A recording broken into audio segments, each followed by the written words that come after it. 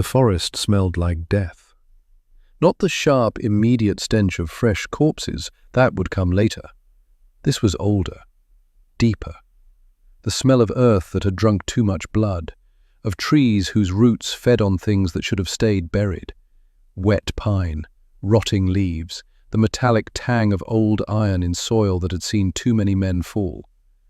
November 18th, 1944, 6:42 in the morning. Private First Class Silas Garrett crouched behind a fallen oak somewhere in the Hürtgen Forest, Germany. 19 years old, 38 days in country. Still alive, which made him luckier than most. The forest stretched in every direction. Skeletal trees, grey sky pressing down like a coffin lid. Ground fog that clung to everything like wet wool, turning the world into shapes and shadows. Somewhere out there, in that maze of shadow and mist, a German sniper was waiting. The same German who had killed 8 Americans in 10 days. The same German nobody could find. Silas pressed his cheek against the cold stock of his Springfield rifle. The wood was slick with morning dew. His breath came in shallow pulls, not from fear, well, not entirely from fear, mostly from the lesson his father had taught him in the coal mines back home. Breathe shallow in the dark. The dust can kill you faster than the cave-in. Good advice in a mine shaft. Good advice in a forest where every sound could get you killed. His spotter, Sergeant Roy Henderson, lay 3 feet to his left, 56 years old. Face like cracked leather, worn thin by 2 wars and 3 decades of hard living. Deep lines around his eyes. Scar tissue on his neck where shrapnel had kissed him in the Argonne. Eyes that had seen things they would never unsee. Henderson had fought in the First War. 1918, Belleau Wood, Argonne Forest. He'd been 30 years old then, already considered old for the trenches. Mustard gas had scarred his lungs, left them rasping and weak. Every breath was work. Every cold morning reminded him of French trenches and the yellow clouds that rolled across no man's land like judgment. Shrapnel had left its mark across his back, 26 pieces still in there, too deep to remove. They shifted when he moved, set off metal detectors, made sleeping on hard ground an exercise in managing pain. He'd come home broken, spent 20 years putting himself back together in the quiet hills of Pennsylvania, worked a hardware store, married, lost his wife to influenza in 36, buried her on a Tuesday, dug the grave himself because that's what men did. Then the Second War started and he re-enlisted. Some men can't stay away from the fight, even when the fight nearly kills them, especially when they've got nothing left to lose. "Kid," Henderson whispered. His voice was barely a breath, roughened by decades of cigarettes and poison gas. "You see anything?" Silas scanned the tree line 200 yards ahead. Nothing moved. Nothing breathed. The forest was a photograph. Still, silent, waiting. A crow sat on a branch, didn't move. That was wrong. Crows moved. Always. Unless something was making them nervous. "Negative," Silas whispered back. "But something's got that crow spooked." 2 o'clock. Pine tree. Henderson glassed it. Good eye. Could be Fisher. Could be a fox. Either way, we wait. "Keep looking. Fisher's out there." Fisher. Hauptmann Klaus Fischer. That was the name they had given the German. Nobody knew if it was real. Probably not. But soldiers need names for the things that kill them. It makes the fear more manageable, turns the unknown into the known, the monster into just a man. The thing about Fisher was simple. He never missed. 8 shots, 8 kills, all of them headshots, all of them clean. The kind of shooting that made grown men respect death. The kind that made veterans with 2 years of combat experience move careful, look over their shoulders, flinch at shadows. 3 days ago, Fisher had killed Corporal Danny Walsh. Good kid, 22 years old, engaged to a girl named Sarah back in Pennsylvania. He had been writing her a letter when the bullet found him, sitting against a tree, pencil in hand, paper on his knee. The bullet had entered through his right temple. Exit wound took off the back of his skull. He dropped the pencil. It rolled downhill. Someone picked it up later, kept it. Nobody knew why. The letter was still in his pocket when they buried him, blood-soaked, barely legible. "Dear Sarah," it started, "I miss you more than words can say. The forest here is beautiful in a terrible way. I keep thinking about—" He never got to finish it. 2 days ago, Fisher had killed Private Eugene Foster. Quiet guy, 20 years old, from Iowa. Didn't talk much. Loved baseball.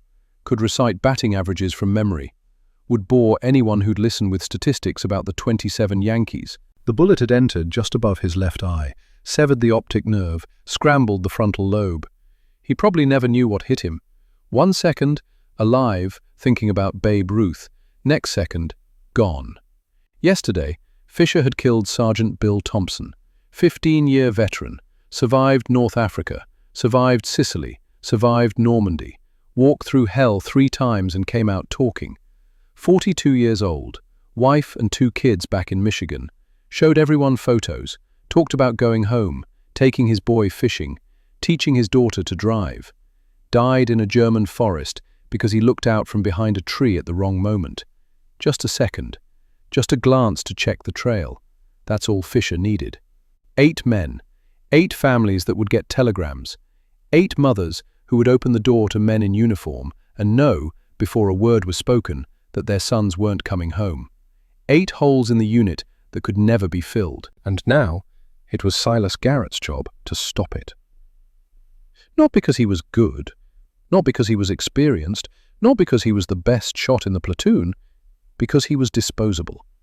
Everyone else had said no when Captain Morrison asked for volunteers. Can't blame them. Fisher was death. Going after him was suicide. Smart men don't volunteer for suicide. But Silas had raised his hand. Not because he was brave. Bravery was for heroes, and Silas Garrett was no hero. He raised his hand because of the way the other men looked at him, the way they always looked at him. Like he was too young, too green, too much of a liability. Like he was a burden they had to carry until something killed him and relieved them of the responsibility. He'd seen it in their eyes since the day he arrived. The calculation, the dismissal. Kid won't last a week. But he had lasted. 5 weeks, longer than 2 of the men who'd looked at him that way. Silas wanted to prove them wrong, even if it killed him, especially if it killed him. Better to die trying than live as the weak link. Better to go down swinging than fade into a statistic. Thornton Hollow, West Virginia, population 412. That was home. That was where Silas Garrett learned everything that mattered. Not from books, not from school. The schoolhouse had closed in '34. Teacher left for Charleston, never came back. Can't blame her. Thornton Hollow was dying even then, from the mines. His father, Ezekiel Garrett, had worked the coal seams for 32 years, started when he was 12, would probably die down there eventually. Most men in Thornton Hollow did. The mine took everyone eventually, some fast, some slow, but it always collected its due. The mine was called Black Thunder, appropriate name. When you were deep in the earth, working by lamplight, the sound of shifting rock above your head sounded exactly like distant thunder. Black. Ominous. Inevitable. A warning of what was coming. Ezekiel had taught Silas the trade when the boy turned 14. Not because he wanted his son in the mines. No father wants that. No man who's breathed coal dust for 3 decades wishes that fate on his child. But the Depression had carved America hollow. Jobs were scarce. Food was scarcer. Men stood in lines for bread. Families split apart looking for work. Children went to bed hungry and woke up hungrier. A man did what he had to do to keep his family fed. Down in the darkness, 300 feet below the surface, Ezekiel taught his son lessons that had nothing to do with coal.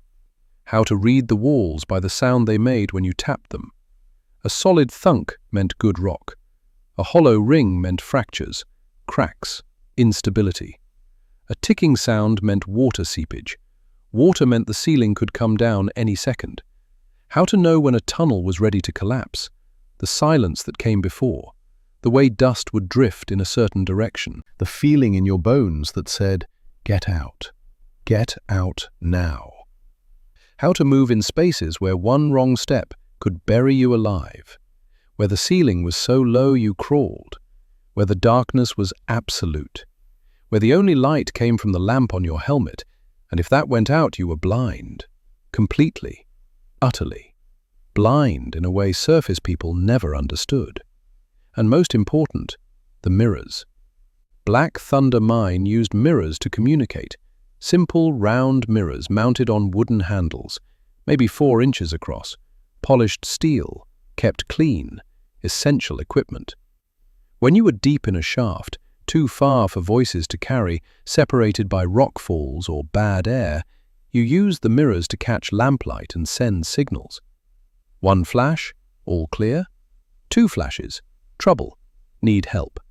3 flashes, cave in, get out now, run.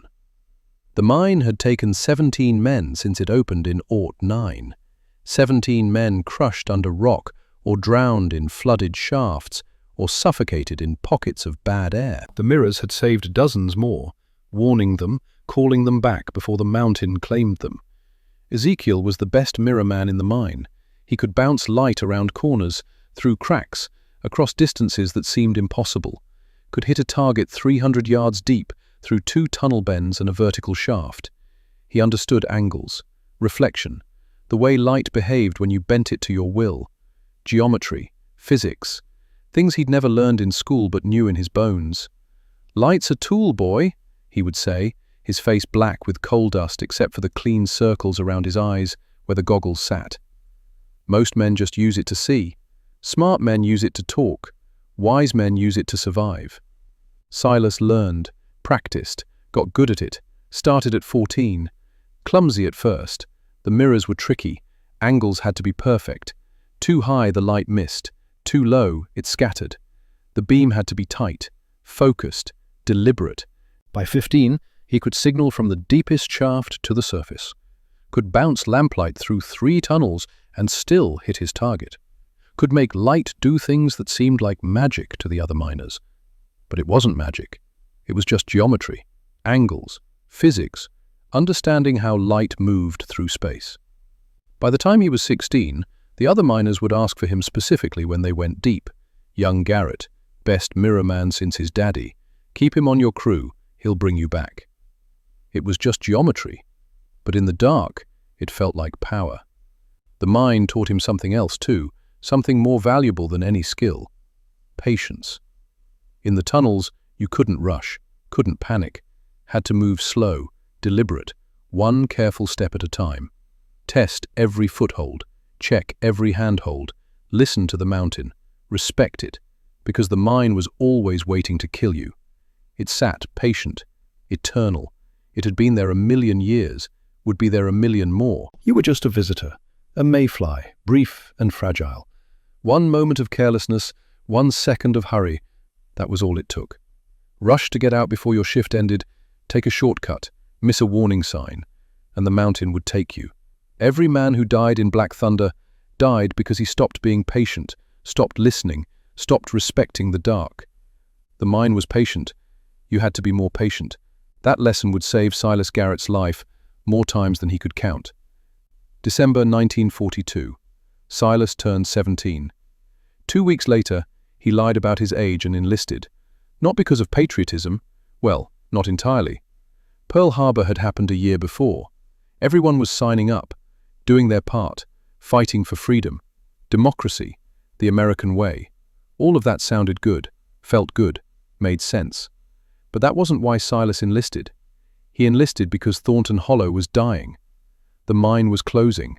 Black Thunder had given up its last load of coal worth taking. The seam was played out. What was left wasn't worth the cost of extraction.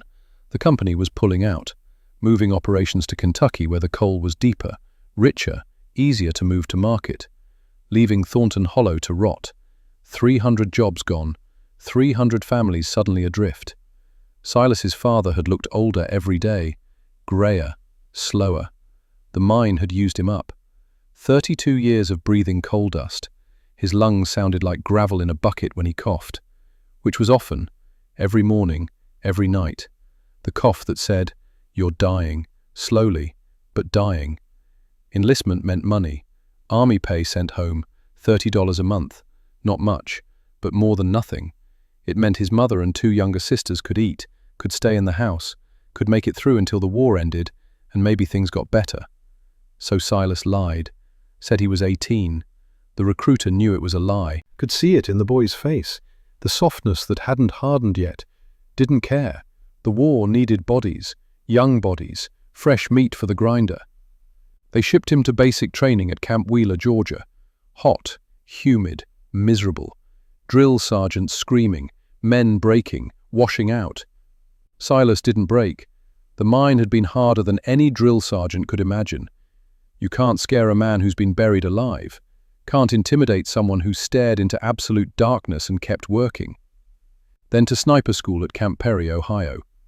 That was where Sergeant Instructor Dale Hawkins saw something in the quiet kid from West Virginia. Hawkins was 41, career soldier, had been teaching men to shoot since before Silas was born, since the First War, since bullets were measured in calibers instead of millimeters.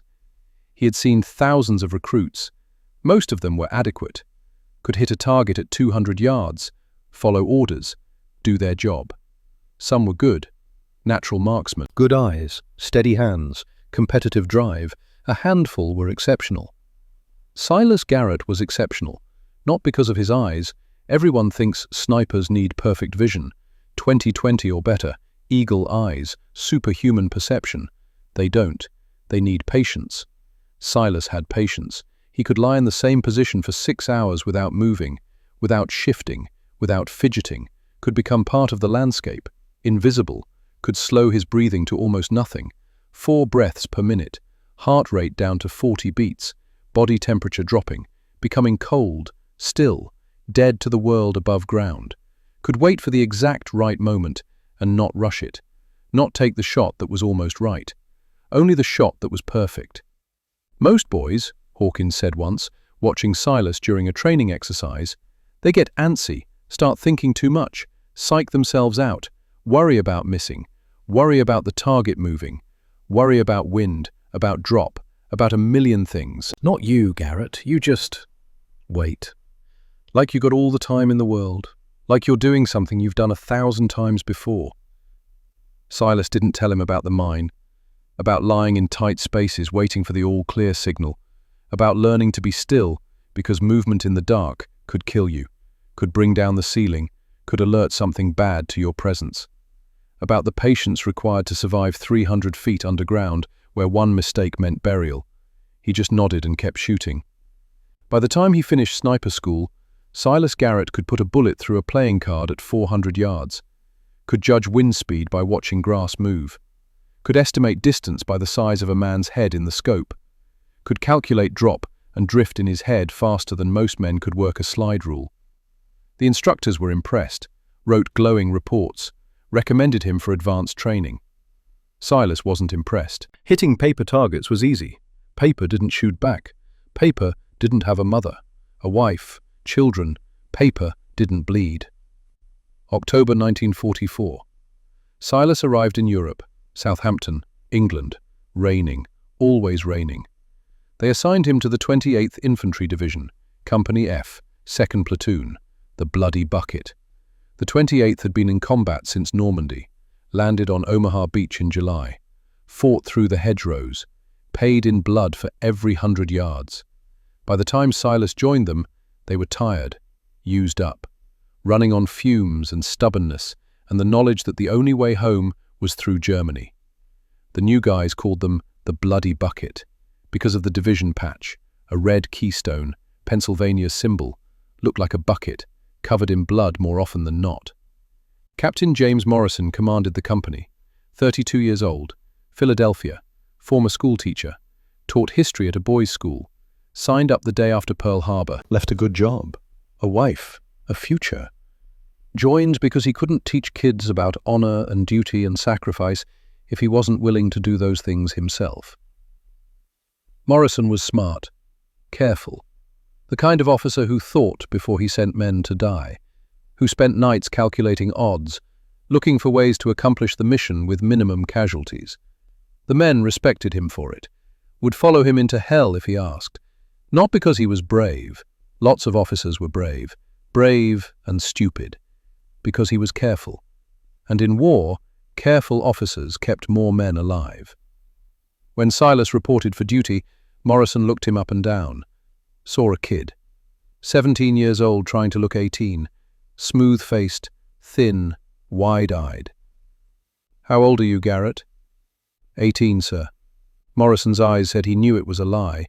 His mouth said nothing. He'd stopped caring about lies. In war, everyone lied. "I'm fine. It doesn't hurt. I can keep going. We'll make it home." Lies kept you sane. "You know how to shoot that rifle?" "Yes, sir."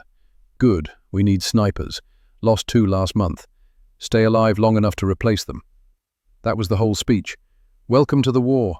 No grand words, no inspiration, no rally cry. Just try not to die. Silas's spotter was Sergeant Roy Henderson. When they first met, Henderson was cleaning his rifle, sitting on an ammunition crate, methodical, practiced. The movements of a man who had done this 10,000 times, who could field strip a rifle blindfolded, who knew every part, every spring, every pin. He looked up, studied Silas with eyes that had seen Belleau Wood and the Argonne, eyes that had watched friends die in trenches, that had seen mustard gas roll across no man's land like fog. "You the new sniper?" "Yes, Sergeant." "How old are you really?"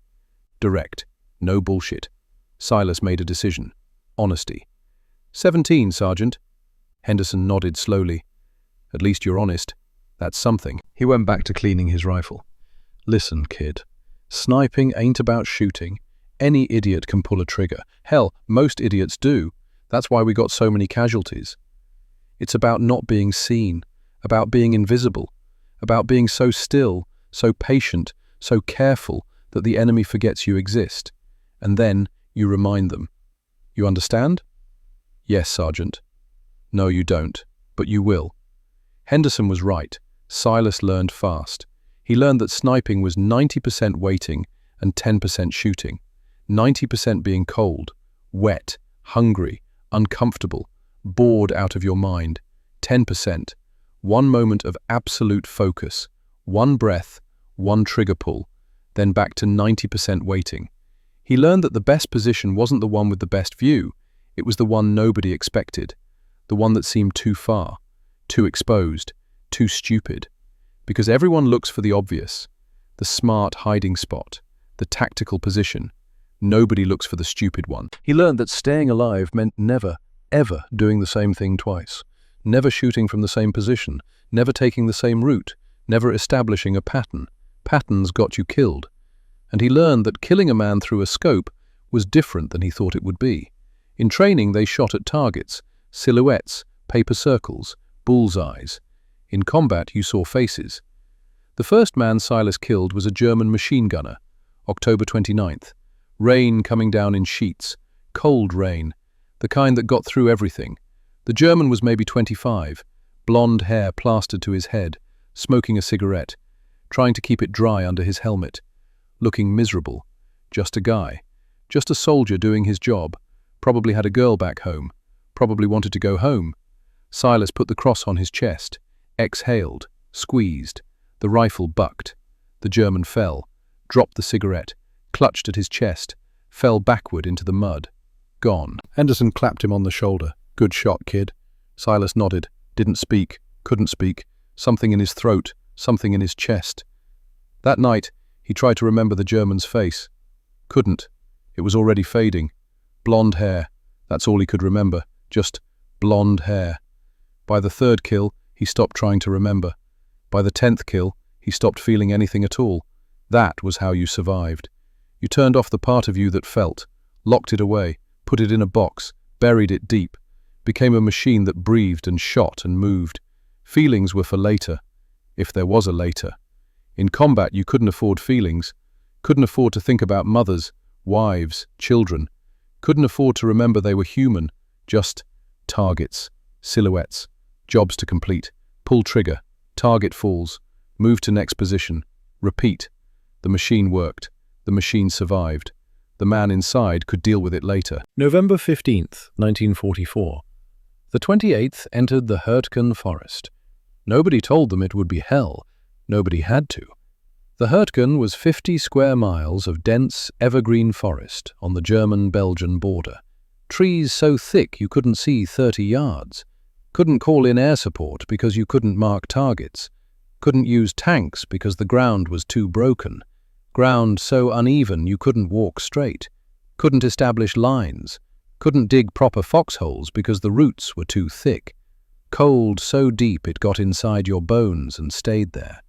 The kind of cold that made your fingers stop working, made weapons jam, made men shake so hard they couldn't aim. And the Germans were dug in. Pillboxes, concrete bunkers, minefields, S-mines they called bouncing Bettys that jumped up to waist height before exploding, cut men in half. Machine gun nests. Artillery zeroed on every trail, every clearing, every route of advance. The forest was a killing ground. The Germans had months to prepare. They knew every sightline, every approach, every place an attacker would be vulnerable. The 28th's job was to advance 5 miles and take a town called Schmidt. Simple on paper. Draw a line, walk that direction, take the objective. Impossible in practice. The first day, they advanced 200 yards, cost them 40 men. 40 men for 200 yards, 2 football fields. The second day, 100 yards, cost them 30. By the third day, nobody was counting yards anymore. They were counting bodies, counting who was left, counting rounds, counting hours until relief. And that was when Fisher showed up.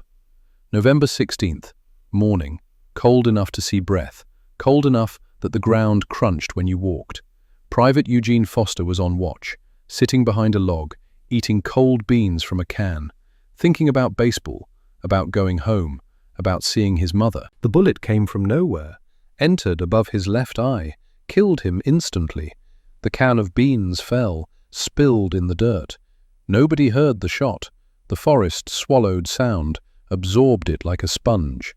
Henderson examined the body, checked the angle, did the math, looked at the entry wound, the trajectory, the way Foster had fallen. 400 yards, he said quietly. Maybe more. Uphill. Through trees. Captain Morrison looked grim.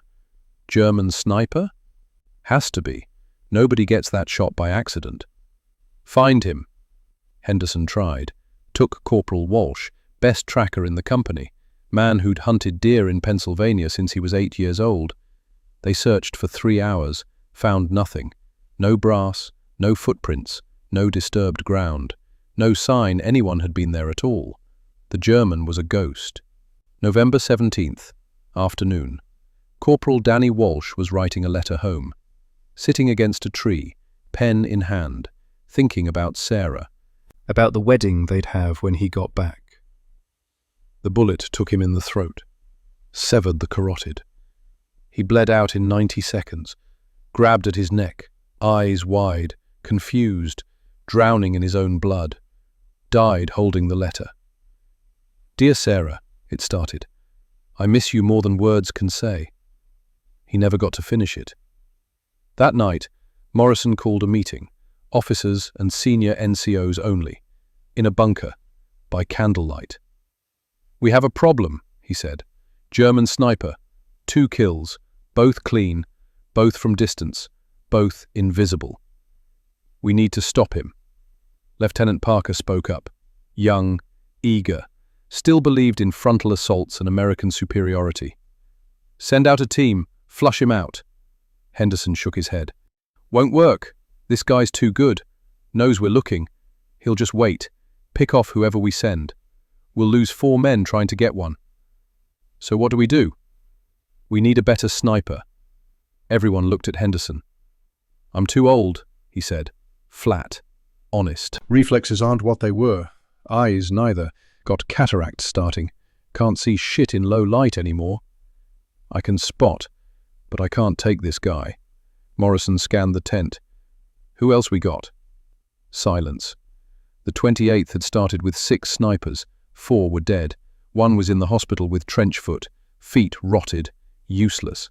That left Henderson and Silas Garrett. Morrison's eyes found him, standing in the corner, quiet, always quiet. Garrett, you think you can do this? Every eye in the tent turned to him. Silas felt the weight of their stares, most of them doubtful. some of them pitying. The kid, 17 years old, barely shaves, probably still a virgin. "I can try, sir." "Trying gets you killed," Morrison said. "Can you do it or not?" Silas thought about the mine, about the darkness, about waiting for the light, about patience, about his father's voice. Wise men use light to survive. "Yes, sir." Henderson studied him. "You understand what you're signing up for? This ain't like shooting some kid manning a machine gun. This is a professional. He's killed more men than you've shot at." "I understand, Sergeant," Morrison nodded. "All right, Garrett, Fisher is yours. Henderson, you spot for him." "Sir," Lieutenant Parker interrupted, "with respect, Garrett's our youngest sniper, least experienced. Maybe we should—" "Should what?" Morrison cut him off. "Wait for someone better. We don't have anyone better. Everyone else said no when I asked for volunteers." He looked around the tent. "Anyone else want to raise their hand?" Nobody moved. Dead silence. "That's what I thought." Morrison turned back to Silas. "You start tomorrow morning. 0600. Henderson will brief you." "Yes, sir." The meeting broke up. Silas walked out into the cold November night, breath fogging, hands shaking. Not from fear. Well, not entirely from fear. From the realization of what he had just agreed to. Hunt a ghost who had killed 8 men and never been seen. Find a phantom in 50 square miles of forest. Kill him before he killed you. Simple. Henderson found him an hour later, sitting alone, cleaning his rifle for the 3rd time. The weapon was already spotless, but Silas kept cleaning, kept his hands busy, kept his mind from thinking about tomorrow. "You nervous, kid?" "No, Sergeant." "Liar." Silas smiled, despite himself. "Yes, Sergeant." Henderson sat down beside him, pulled out a cigarette, lit it, didn't offer one to Silas. The kid didn't smoke. They sat in silence, Henderson smoking, Silas cleaning. "Let me tell you something about Fisher," Henderson said finally. "He's good, maybe the best I've ever seen, and I've seen a lot. Saw a British sniper in the First War, guy named Francis Pega Magabo, Canadian Indian, had 278 kills, never saw anything like it. Fisher's that good? Maybe, different style, but same level. But here's the thing about being the best. Makes you confident, and confidence makes patterns." "Patterns?" "Yeah, patterns. Fisher shoots from distance, always uphill, always through cover, always one shot. Then he's gone. That's a pattern. So how do we use it?" Henderson took a long drag, exhaled slowly. "That's what we got to figure out. Find his pattern. Break it. Make him do something he doesn't expect to do. Force him into a mistake. And then? Then we kill him before he kills us." Silas nodded slowly, kept cleaning his rifle, thinking. Henderson stood up. "Get some sleep, kid. Long day tomorrow." "Sergeant?" "Yeah?" "Why'd you volunteer to spot for me? Could have said no like everyone else." Henderson looked at him, really looked at him, seeing something beyond the young face and nervous hands, seeing something familiar. "Because I was you once," he said quietly. "Long time ago. 30 years old. First war. Thought I had something to prove." "And did you?" "Yeah. I proved war don't care how brave you are, how smart you are, how much you want to live, how good your reasons are for fighting." He paused. "But I also proved something else." "What's that?" "That sometimes the underdog wins. Not often, but sometimes. And when they do, it matters." Henderson dropped his cigarette, crushed it under his boot. "You got something, kid. Don't know what it is yet, but it's there. I can see it. Saw it the first time you shot. The patience, the stillness. Like you've done this before." He walked away into the darkness. Silas sat alone in the cold, thinking about mirrors, about light bouncing through darkness, about the way his father could make illumination bend around corners and through cracks, about how reflection could be a weapon if you knew how to use it. An idea was forming, fragile, uncertain, probably stupid, but there. He would need to test it, carefully, quietly, because if it worked, it could change everything. And if it didn't work, he would be dead by tomorrow night. Either way, at least he would know. Silas Garrett lay down in his foxhole, pulled his coat tight, closed his eyes. Sleep didn't come easy. The forest made noises, branches creaking, wind through needles, somewhere an animal moving, and underneath it all, the sound of 800 men breathing, waiting, knowing that tomorrow some of them would die. But eventually, sleep came, and with it, dreams of light and shadow, of mirrors in the dark, of his father's voice echoing up from 300 feet below ground. Light's a tool, boy. Wise men use it to survive. Tomorrow, Silas would find out if he was wise enough. Tomorrow, the hunt would begin. November 18th, 05:30. Silas woke before dawn, not from an alarm, from habit. The mine had trained him to wake in darkness, had trained his body to know when night ended, even when eyes couldn't tell the difference. The forest was still, the kind of still that comes before violence, before the world wakes up and remembers it's at war. Henderson was already up, brewing coffee over a small fire, against regulations, but in the Hurtgen, regulations were suggestions. Survival was law. The fire was tiny, smokeless, made with dry wood, the kind that doesn't spark, doesn't give away position. Coffee? Henderson held out a tin cup. Silas took it, burned his tongue, didn't care. The heat felt good, spreading through his chest, waking him up. Sleep? Some. Nightmares? Always. Henderson nodded. Everyone had nightmares. The ones who said they didn't were liars, or psychopaths. Either way, not people you wanted to trust.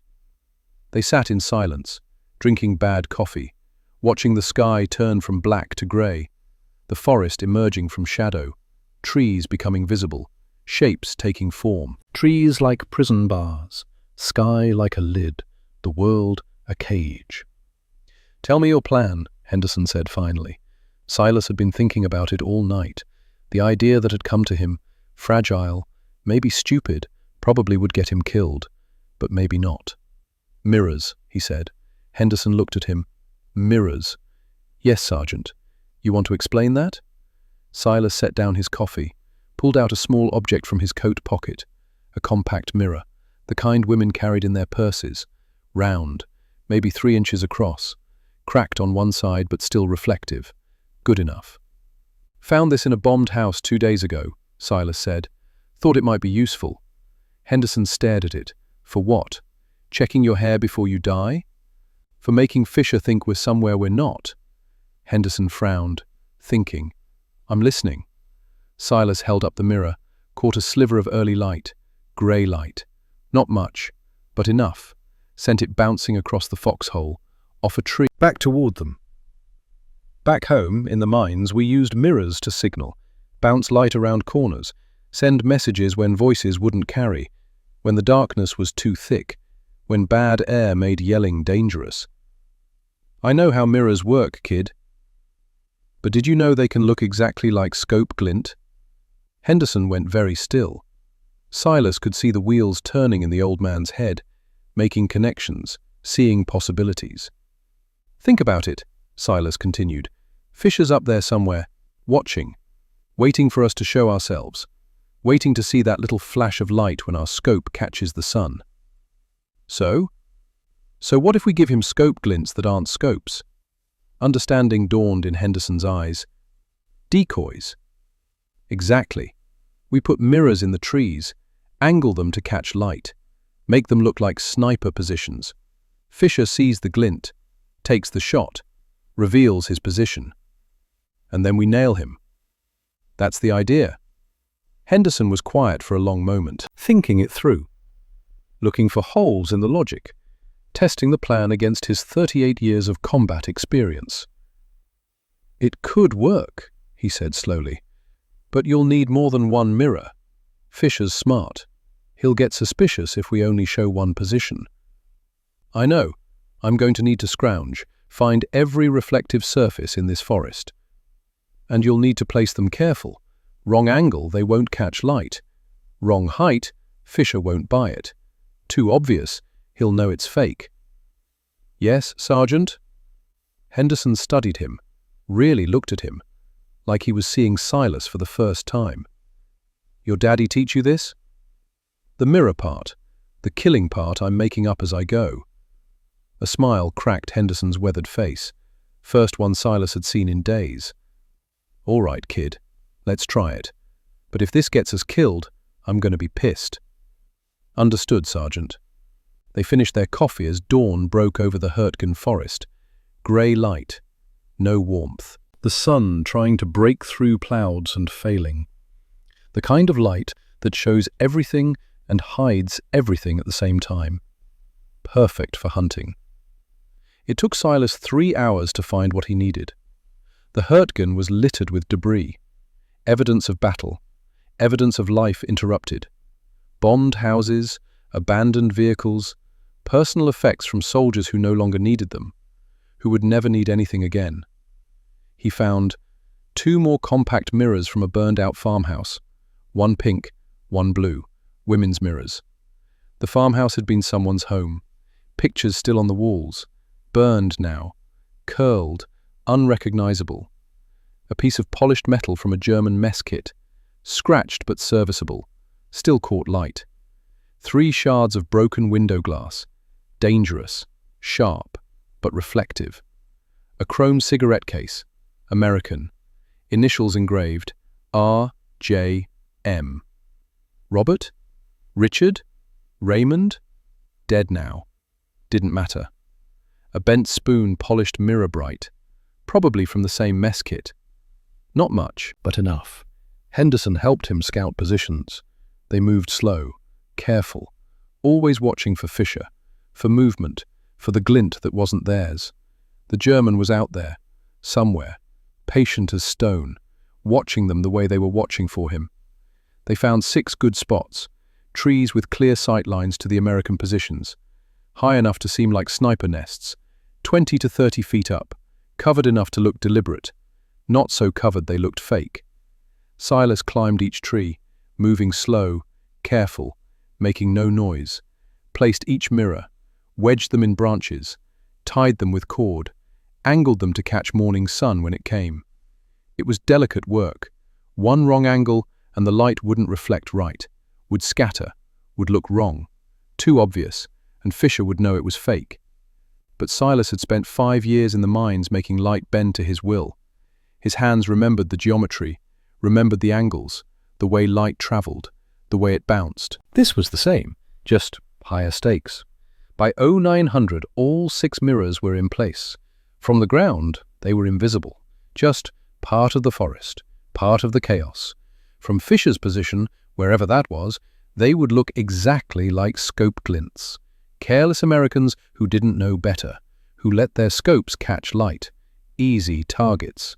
Henderson surveyed the work from below, glassing each position, checking angles. Looks good, kid, real good. Can't tell the difference from here. Now we wait. Now we wait. They moved to a position 200 yards back, behind a fallen log. Good cover, thick, solid, would stop rifle rounds. Clear view of the mirror positions. Could see all 6 from here. And they settled in to do what snipers do best. Wait. The forest was never quiet. That was the thing about the Hurtgen. It made noise. Constant, unsettling. Wind through dead branches. Distant artillery. Somewhere a crow calling. The creak of trees settling under their own weight. The drip of melting frost. And underneath it all, the sound of men breathing. Waiting. Preparing to kill or be killed. Silas lay prone, eye to his scope, scanning, always scanning, left to right, slow, methodical. Henderson beside him, binoculars up, watching the tree line, watching for movement, for anything out of place. 10 o'clock came and went. Nothing. 11 o'clock. Nothing. The sun broke through clouds, brief, just minutes, but enough. The mirrors caught it, flashed, just for a second, then clouds again, grey. Noon. Still nothing. Maybe he's not watching today, Silas whispered. He's watching. Fisher's always watching. That's what makes him good. How do you know? Because that's what I'd do. If I was him, I'd watch. Every day, all day, looking for mistakes, waiting for someone to get careless. 1 o'clock. The sun shifted, angled lower, broke through clouds again, and one of the mirrors caught it perfectly. A brilliant flash. Sharp, unmistakable, like a signal flare. The southeast mirror, 30 feet up in a pine tree. There, Henderson breathed. Southeast mirror, lit up like a Christmas tree. I see it. They waited. Somewhere in the forest, Fisher was seeing it too, making calculations, estimating distance, checking wind, considering whether to take the shot, considering whether it was real, whether it was a trap. 5 minutes passed, then 10. Come on, Silas whispered. Take the bait. Nothing. 15 minutes. He's not buying it, Henderson said. Too smart. Probably thinks it's a trap. Maybe we need to make it more convincing. How? Silas thought, ran through options, dismissed most of them. We need movement. A scope glint doesn't just sit there. It shifts, moves a little, like someone's adjusting, getting comfortable. You want to go back up that tree and adjust the mirror? No, but I can make it look like someone's up there. Henderson understood immediately. Muzzle flash. Exactly. Silas aimed at a tree 50 yards northeast, nowhere near the mirror positions, just a random spot, a tree that meant nothing. Squeezed the trigger. Crack. The shot echoed through the forest, rolled through trees, birds scattered, wings beating, crows cawing, and 5 seconds later, a bullet smashed into the tree where the southeast mirror was placed. Thwack! The sound of impact. Wood splintering. The mirror shattering. Unmistakable. Fisher had taken the bait. Got him, Henderson hissed.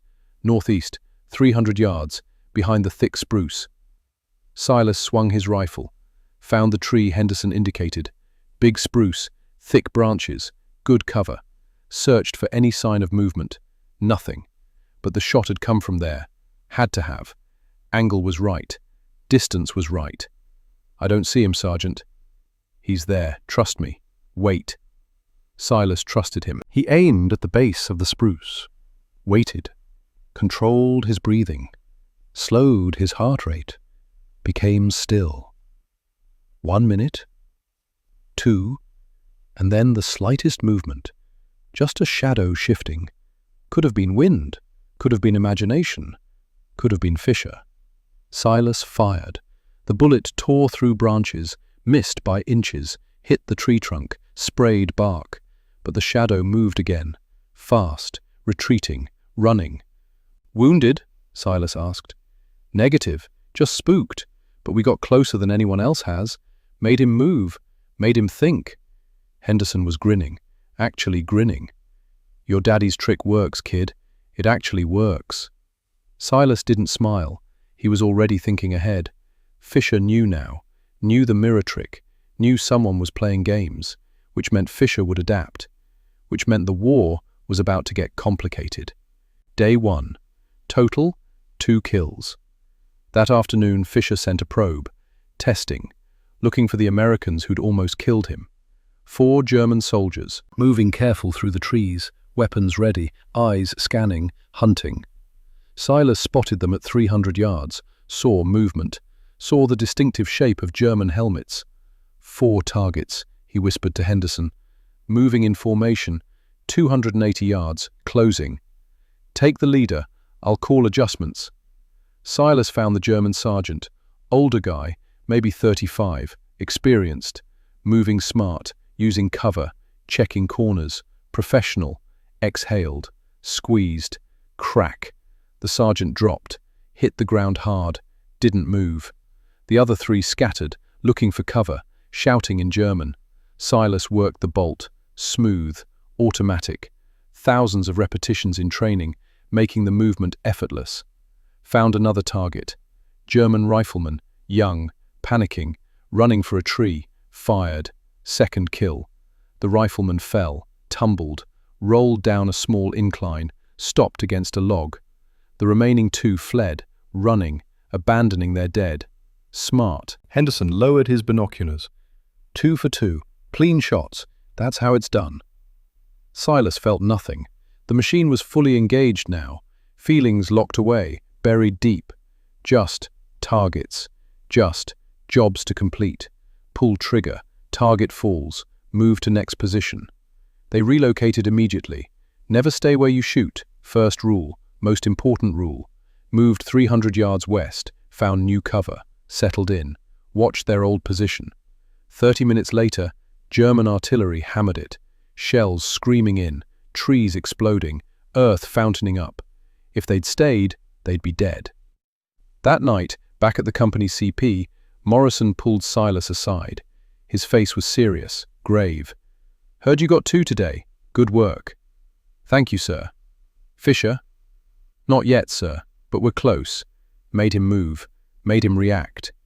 Morrison nodded. "Keep at it. Every day he's not killing our men is a win." "Yes, sir." Morrison hesitated, like he wanted to say something else, something difficult. "Sir?" "Garrett, we got a problem." Silas's stomach dropped. "What kind of problem, sir?" "2 of our boys tried your mirror trick today, Private Wade Collins and Corporal Eugene Murphy." The world tilted. "And?" Morrison's jaw tightened. "Collins took a round through the shoulder. He'll live. Medics patched him up. But Murphy's dead." "Dead?" The word came out strangled. "Set up his mirror wrong. Too obvious. German sniper saw through it. Waited till Murphy moved to adjust it. Headshot." The words hit Silas like bullets. Murphy. Good kid. 23. From Ohio. Talked about his kid sister all the time. Rachel. 9 years old. He was saving money to buy her a bicycle for Christmas. Dead because he tried to copy something Silas had done. Dead because Silas had been too clever. "Sir, maybe I should stop." "No." Morrison's voice was firm, hard. "Your technique works, Garrett. Proved it today. But only if done right. And most men can't do it right. Don't have the patience, the understanding. Murphy was a good soldier, but he wasn't you." He looked Silas in the eye. "I'm putting out word. Nobody uses mirrors unless you personally train them, and even then, only if they got the patience for it. The stillness, understood?" "Yes, sir." But the damage was done. Murphy's death hung on Silas like a stone, like weight pressing down, making it hard to breathe. Henderson found him later, sitting alone in a foxhole, staring at nothing. "Not your fault, kid." "He died using my technique." "He died because he did it wrong. That's on him, not you." "I should have kept it secret, should have kept my mouth shut." "Wouldn't have mattered. Word always gets out. Men talk, men watch. Can't stop it." Henderson sat down beside him, offered him a cigarette. This time, Silas took it. They smoked in silence. "Listen," Henderson said finally. "The mirror trick works. You proved that. Fisher proved that by shooting at it. But it ain't for everybody. Some men got the patience for it. Most don't. Murphy didn't. He was a good man. Yeah, he was. But good don't mean patient. Don't mean careful." Henderson took a drag. "War's full of good men who died doing things they weren't ready for." "Doesn't make it easier." "No, it doesn't. But you can't protect everyone. Can't save everyone. All you can do is your job. And hope it matters." Silas nodded slowly, smoked his cigarette down to nothing. Murphy's face kept appearing in his mind, smiling, talking about his sister, about the bicycle, about Christmas. Not smiling anymore. November 19th, day 2. Silas woke to find Henderson already gone. A note left on his rifle. "Scouting, back by 07. Stay put." Silas stayed put, cleaned his rifle. Again. It didn't need cleaning, but his hands needed something to do. Henderson returned at 06:58, moving fast, face grim. "We got problems." "What kind?" "Found 3 of your mirrors. Someone shot them to pieces during the night." Silas felt his stomach drop. "Fisher?" "Who else? He found them, figured out the trick. Now he's clearing them, making sure we can't use them again." "So it's over?" "Not necessarily." Henderson sat down, pulled out his canteen, took a long drink, wiped his mouth. "Fisher didn't destroy all the mirrors. Just 3. which means he doesn't know where the others are. Or he's leaving them as bait, using them to draw us out. Maybe. But here's the thing, kid. Henderson reached into his coat, pulled out a small round object. Fisher's playing the same game we are now. Another compact mirror. Found this hanging in a tree 400 yards east. Same kind of setup you made, angled to catch light. Professional work. Silas stared at it. He's trying to lure us out. That's my read. We use mirrors to fake scope positions. He uses mirrors to fake scope positions. Now we're both hunting ghosts. It was almost funny. Almost. Two snipers. Same trick, same forest. Same deadly game. Mirror against mirror. Hunter against hunter. So what do we do? Henderson smiled. It wasn't a happy smile. It was the smile of a man who'd been doing this too long and enjoyed the challenge despite himself. We get creative. They spent the morning setting new traps, more elaborate, more subtle. Real scopes mixed with fake mirrors, positioned to overlap fields of fire, creating confusion. The idea was simple. Create so many positions that Fisher couldn't tell what was real and what was reflection. Make him guess, make him hesitate, and in combat, hesitation kills. By noon, they had 12 positions, 6 real, 6 fake. From Fisher's perspective, it would look like the Americans had flooded the area with snipers, like they'd brought in reinforcements. He would have to choose. Risk a shot and maybe hit a real target, or hold fire and let opportunities pass. Either way, he would make a mistake eventually. Everyone makes mistakes, even the best. You just had to be there when it happened. 1400 hours. The sun broke through clouds for the first time in days. Actual sun. Bright. Warm. Shafts of light cutting through trees like searchlights. Perfect conditions for mirror work. Every reflective surface in the forest lit up. Real scopes and fake mirrors both. A constellation of glints. Silas watched through his scope. Slow panning. Searching for anything out of place. Any glint that moved wrong, that looked wrong. And then he saw it. A flash. Brief. Northwest. Different from the others. Too high for a ground position. Too exposed for a safe nest. No experienced sniper would set up there. But unmistakably, a scope glint.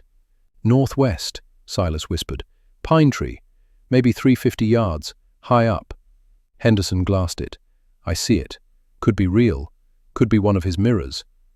Only one way to find out. Silas aimed. Controlled breathing. Slowed his heart rate. Let everything else fall away. Just the target. Just the shot. Exhaled. Squeezed. Crack. The bullet flew true, and a body fell from the tree. Not Fisher. Someone else. A German soldier. Young. Maybe Silas's age. 17, 18. He hit the ground hard. 30 feet. Bones breaking on impact. Didn't move. Henderson was already scanning. That was Fisher's spotter, which means Fisher's close. Real close. How close? Close enough to... The forest exploded. Rifle fire from 3 directions. Not random spray. Controlled. Precise. Aimed. Fisher had brought reinforcements. Bullets chewed into the log they hid behind. Splinters flying. The air filled with the scream of lead on wood. Wood chips in Silas's face, in his hair. Dust everywhere. "Move!" Henderson shouted. They rolled left, found a depression, pressed themselves flat. More shots, closer now. Bullets hitting where they'd been 2 seconds ago. Silas counted muzzle flashes. 4 shooters, maybe 5. Hard to tell in the chaos. They're trying to pin us, Henderson said. Push us into a kill zone. Standard tactics. Another volley. Bark exploded above their heads. A branch fell. Nearly hit Henderson. Silas made a decision. He pulled out the compact mirror. The original one. The one from the bombed house. The pink one. Held it up. Caught sunlight. Sent it flashing toward the nearest German position. Bright. Deliberate. Obvious. The firing stopped. For just a second. Confusion. Was that a scope? A mirror? A real target? Another trap? In that second of hesitation, Silas moved, rolled right, found new cover, brought his rifle up, spotted a German leaning out, trying to see where the flash came from. Helmet visible, shoulder exposed. Mistake. Silas fired. The German went down. Kill number 4. The firing resumed. Angrier, less controlled. Fear makes you sloppy. Silas and Henderson leapfrogged back, one covering while the other moved. Standard infantry tactics. But every time Silas moved, he used the mirror. Flash, move, flash, move, creating confusion, multiple positions, impossible to track. The Germans couldn't tell how many Americans they were fighting. 1, 2, a whole squad, a platoon. Fear makes you see phantoms, makes you imagine things that aren't there. Over the next 20 minutes, Silas dropped 3 more targets. Germans who got careless, who exposed themselves, who tried to flank and walked into his sight line. Day 2. Total, 5 kills. Running total, 7. By 1600 hours, the Germans pulled back.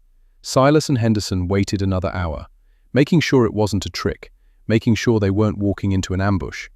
When they finally moved forward to check, they found 4 German bodies. The young spotter, 3 riflemen, all dead. All clean shots, all necessary. Silas felt nothing. The machine was working perfectly now. No emotion, no hesitation, just function. Henderson picked up the spotter's rifle. Nice piece, Mauser K98, good scope, better than standard issue, and tucked in the spotter's coat pocket, a small notebook. Henderson flipped through it, mostly German, but some parts in English, annotations, notes about wind, elevation, specific locations, and on the last page, a name written in careful script. Hauptmann Klaus Fischer, confirmed 31 kills. Current theatre, Hurtgen Forest. Jesus, Henderson breathed, 31 kills. He's even better than we thought. Silas looked at the name, the number, 31 men, 31 families destroyed, 31 mothers who'd gotten telegrams, and somewhere in this forest, Fisher was planning to make it 32. That night, Morrison pulled Silas aside again. They were in a bunker, candlelight, shadows dancing on walls. Morrison looked tired, older than 32, the weight of command showing. 7 kills in 2 days, hell of a start. Thank you, sir. Fisher still out there? Yes, sir. But we're wearing him down, made him move, made him react, killed his spotter. Morrison nodded. Good. Keep the pressure on. He paused. How are you holding up? After Murphy? Silas thought about lying, thought about saying, Fine, sir. No problem, sir. Decided on truth. Not great, sir. Keep seeing his face. That's normal. Means you're human. Morrison pulled out a cigarette, offered one to Silas. Silas took it. They smoked. Murphy's death wasn't your fault, Morrison said. But it's a reminder. Innovation's dangerous, even when it works. Yes, sir. You know what that means? Sir? Means you got to keep going, keep innovating. Because if you stop, Murphy died for nothing. But if you keep going, if you refine the technique, train the right people, maybe you save more lives than you cost. That's the calculus of war. Sometimes you lose to win. Silas nodded, understanding but not liking it. Get some rest, Garrett. Tomorrow's another day. November 20th. Day 3. The weather turned. Rain. Cold. Relentless. The kind that got through everything. The forest became a swamp. Every step sucked at boots. Mud everywhere. Visibility down to 50 yards. Bad weather for sniping. Good weather for close work.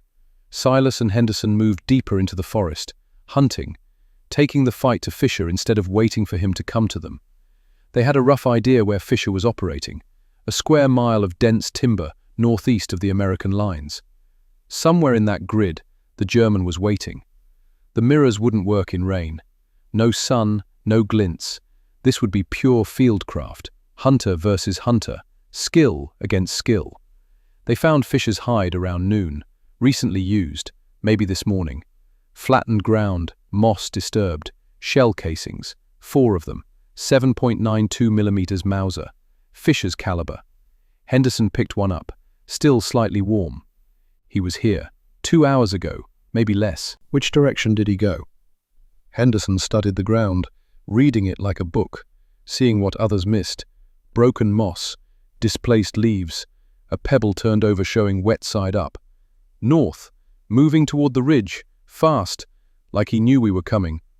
He's running? Or leading us into a trap? They followed. The trail was faint, barely visible, but there. A broken twig here, bent grass there, disturbed earth where a boot had pressed. The kind of sign only an expert would leave, and only an expert would see. Fisher was good, but Silas had learned tracking in Appalachian hills where game was scarce, and one missed sign meant your family went hungry. He could read forest like other men read newspapers. They followed for an hour, rain coming down harder, soaking through everything. Cold, miserable. The trail led uphill, toward a rocky outcrop overlooking a ravine. Perfect sniper position, commanding view, multiple escape routes. Henderson signaled. Slow, careful. They approached like ghosts. 50 yards from the outcrop, Silas stopped. Something was wrong. The trail was too obvious now, too easy to follow, too many signs. Fisher was too good to be this sloppy. "Sergeant," he whispered, "this is a trap." Henderson saw it too, nodded. "Son of a bitch is baiting us." They froze. Somewhere ahead, Fisher was waiting, watching, finger on trigger, scope on the trail. If they advanced, they died. If they retreated, Fisher would relocate, start over, kill more men. Stalemate. And then Silas saw it. A flash of movement. 300 yards left, behind a fallen log. Not Fisher, someone else. Another German, covering Fisher's flank, watching the approach. "Secondary shooter," Silas breathed. 300 yards, 10 o'clock. Henderson glassed it. "Got him. You take him. I'll watch for Fisher." Silas settled in, found the target. Young guy, maybe 20, nervous, kept looking around, checking, waiting for orders. Amateur, not like Fisher. Silas put the crosshairs on center mass. Exhaled. Crack. The German fell. And all hell broke loose. Firing erupted from multiple positions. Fisher hadn't brought one backup. He brought a whole team. 6 shooters, maybe 7, hidden, waiting. Ambush. Silas and Henderson were caught in a crossfire. Exactly what Fisher wanted. Bullets everywhere, the air screaming, trees exploding. They dove into a shell crater, pressed themselves into mud, into water, into anything that provided cover. "Count!" Henderson shouted over the gunfire. 6 shooters, maybe 7, can't tell. For the next 40 minutes it was chaos, pure survival. Silas used every trick he knew, mirror flashes to draw fire, quick shots, immediate displacement, never staying in one place. Henderson called targets, covering fire, threw grenades, anything to create confusion. They worked as one unit, perfectly synchronized, like they'd been doing this together for years instead of days. One would move, the other would cover, then switch. Leapfrog, displace, survive. Silas dropped 6 more Germans. Day 3. Total, 7 kills. Running total, 14. Clean shots, necessary shots, men who were trying to kill him. By the time the firing stopped, Silas had used most of his ammunition. Henderson was down to his last magazine. The survivors fled, running, abandoning their dead, including Fisher. Silas saw him, just a glimpse, tall figure, moving fast through trees, professional, controlled even in retreat. Gone before Silas could line up a shot. But he'd seen him. Hauptmann Klaus Fischer was real. Not a ghost, not a legend, just a man. And men could die. November 21st, Day 4. Dawn came grey and cold. Silas and Henderson had barely slept, too keyed up, too aware that Fisher was out there, hurt, angry, dangerous. They'd killed 14 of his men in 3 days, 8 soldiers who wouldn't go home, 8 families getting telegrams. Fisher would want revenge. They moved to a new position at first light, a burned-out bunker overlooking a crossroads. Good field of fire, multiple exits, defendable. And they waited. 0800. Nothing. 0900. Still nothing. 10 o'clock. Movement. German patrol. 12 men, moving cautious, weapons ready, eyes scanning, looking for something, looking for Silas and Henderson. They're hunting us now, Henderson whispered. Good.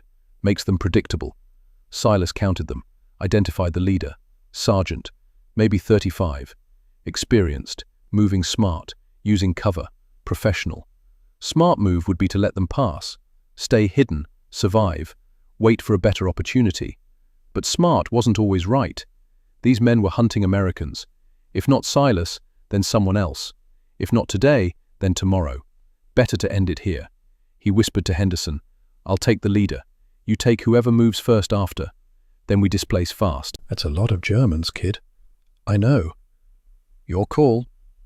Silas made the call. He fired. The German sergeant dropped, hit in the chest, dead before he hit the ground. Chaos erupted. The patrol scattered, looking for cover, shouting, trying to identify where the shot came from. Henderson fired, dropped another. German corporal, stopped mid-run. Silas worked the bolt, methodical, calm, like he was back on the range, like this was training. Aim, fire, bolt, aim, fire, bolt, muscle memory, thousands of repetitions making the movement automatic. The Germans located them, returned fire, bullets punched through the bunker walls, concrete dust everywhere, chips flying. Silas didn't stop, just kept shooting, kept moving, kept functioning. Over the next 12 minutes, he dropped 8 targets. Henderson got 2 more. Day 4. Total, 10 kills. Running total, 24. The remaining 2 Germans fled, running, weapons abandoned, just trying to survive. Silas let them go. Ammunition was finite. Had to conserve, had to prioritize. Reload, Henderson said. Silas did. Hands steady. Muscle memory. 10 seconds to reload. 20 to check. 30 back in position. We need to move, Henderson said. They'll call in artillery. Hit this position hard. They grabbed their gear, abandoned the bunker, moved 300 yards south, found new cover, dense trees, good concealment. 20 minutes later, German artillery hammered the bunker. Shell after shell, the ground shaking, trees falling, reduced the bunker to rubble, to dust. If they'd stayed, they'd be dead. Never stay where you shoot. 1600 hours. Silas was exhausted, hadn't eaten since yesterday, hadn't slept in 2 days. Running on adrenaline and stubbornness. Henderson looked worse, face grey, hands shaking slightly. The old man was running on fumes. Sergeant, you need rest. So do you, kid. I'm 17. You're not. Henderson smiled despite himself, Despite the exhaustion. Thanks for reminding me. Feel a lot better now. They found a relatively dry spot under a destroyed half-track, crawled underneath, out of the rain, shared a can of cold beans, their last food. It tasted like heaven. Tomorrow, Henderson said between bites, tomorrow we end this. How? We find Fisher. We don't wait for him to come to us. We hunt him down, finish it. That's suicide. Maybe, maybe not. But we can't keep playing defense. He's got unlimited men. We don't. Eventually he'll wear us down. Get lucky. We'll make a mistake. Silas knew Henderson was right. So we take the fight to him. Yeah, we do. One last push. Winner takes all. They finished the beans in silence, scraping the can, getting every last bit. As darkness fell, Henderson pulled out a cigarette, lit it. Last one. Took a long drag. Kid, I need to tell you something. What's that, Sergeant? You're the best natural I've ever seen. Better than anyone I worked with in the First War. Better than anyone I've seen in this one. Better than me at my peak. I'm just doing what you taught me. No, you're doing more than that. The mirror thing. That was all you. That kind of innovation. It's rare. Real rare. Can't be taught. Either you got it or you don't. You got it. Silas didn't know what to say. I'm proud to have spotted for you, Henderson continued. Whatever happens tomorrow, I want you to know that. You're the best I ever worked with. Your daddy would be proud. Something tight loosened in Silas's chest. "Thank you, Sergeant. And one more thing." "What's that?" "If I don't make it, if Fisher gets me, don't try to get revenge, don't get stupid, just finish the job. Then go home, live your life. That's an order." "Sergeant, you're talking like we're going to die." "Maybe we are, maybe we're not. But war don't give you second chances to say things." He looked at Silas, really looked at him. "So I'm saying it now. You're a hell of a soldier. You're going to do great things, if you survive." "When I survive?" "When you survive," Henderson smiled. "There you go, that's the spirit." They didn't speak again that night, just sat in the darkness, listening to the forest, to the rain, to the war, knowing that tomorrow, one way or another, it would end. Either they would kill Fisher, or Fisher would kill them. The forest didn't care which. It would drink their blood either way. November 22nd, 1944, the last day. Silas woke before dawn to find Henderson already gone. No note this time, just boot prints in the frost heading northeast, toward Fisher's last known position, toward the end. Silas grabbed his rifle, checked the action, loaded, ready, followed.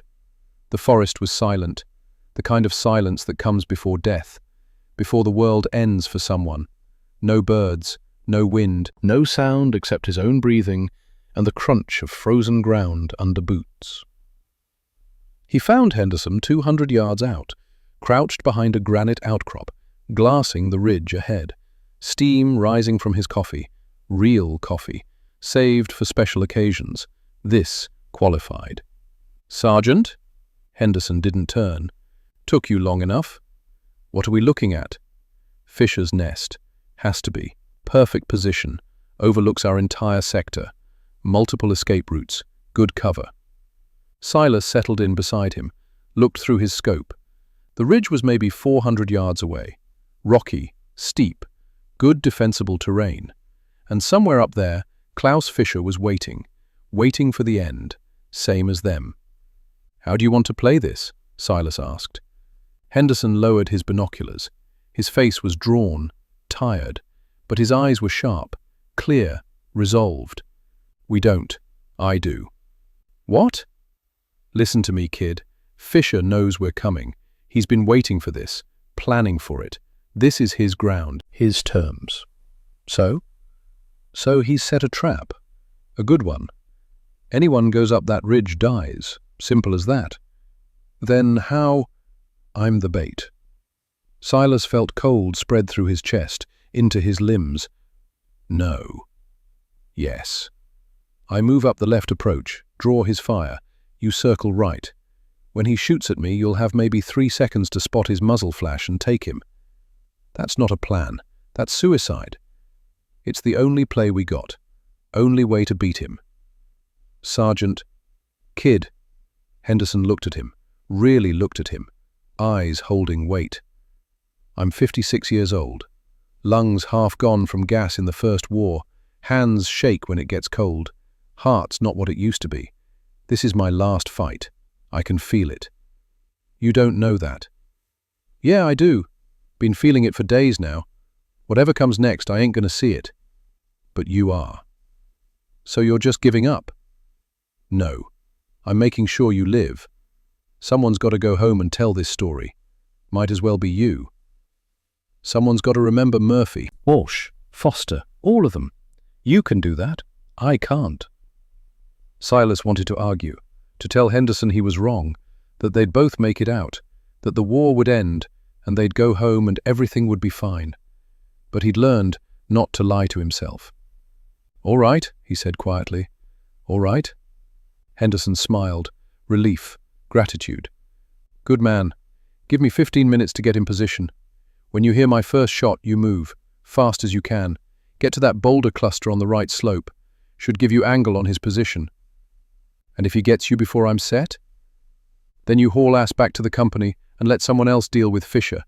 Don't be a hero. Heroes die quick. Just survive. Live. That's an order." Henderson checked his rifle, loaded a fresh magazine. 8 rounds. Probably not enough. Stood up. "Sergeant." Yeah? It's been an honor. Honor's a fancy word for being scared shitless together. Henderson grinned. But yeah, same here, kid. You're the best I ever worked with. Don't forget that. And then he was gone, moving low, fast for an old man, disappearing into the grey dawn. Silas counted to 900. 15 minutes exactly. Watched the seconds tick by, each one feeling like forever. Then he heard it. Crack. Henderson's rifle, single shot, deliberate, loud, announcing his presence, drawing Fisher's attention. Here I am, come and get me. Silas moved.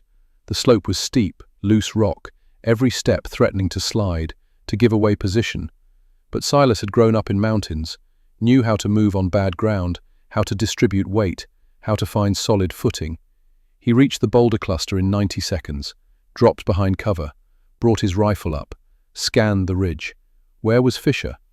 Another shot from Henderson's position, closer to the ridge now. The old man was pushing hard, giving Silas time, giving him the shot. And then Silas saw it.